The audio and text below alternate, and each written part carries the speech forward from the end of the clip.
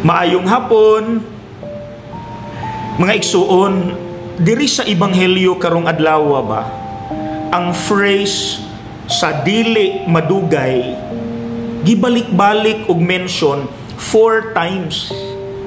Ug sa among pag-eskwela sa seminaryo sa una, akong nakatunan nga kung ang usa ka word or phrase balik-balikon og mention in a particular text in the Bible, then that word must be important or must be the message of the particular story.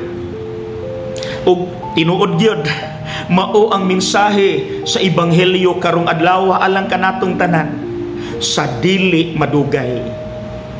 Karon manggong Sunday, mga igsuon, atong saulugon ang pagsaka balik ni Kristo didto sa langit. Mauna nga diri sa Ebanghelyo karon, niingon na siya sa iyang mga apostoles, sa dili madugay biyaan na tamo, mubalik nako sa akong amahan. Pero wa patamuhuman, mauni ang source of our hope. Walay surindiray, dara misumpay ang atong Ginoo. Yes, sa dili madugay biyaan na tamo, kay mubalik nako sa akong amahan. Apan sa dili pod madugay, mubalik ko ninyo. That's it, mga igsuon. That is the source of our hope. Diha ta mo look forward. Munang ayaw gyud surrender. Kay sa dili madugay, mahuman ra ni tanang kangit-ngit nga atong nasinati sa kinabuhi. Munang naa naman tay paglaom, kinsa ninyo na ay problema diha, mao na ni dapat ang isulti. Dara. Sa dili madugay, masulbad rani ang akong problema. Wow, very hopeful. Sa mga naay sakit, mauni ang isulti, sa dili madugay, mamaayo rako.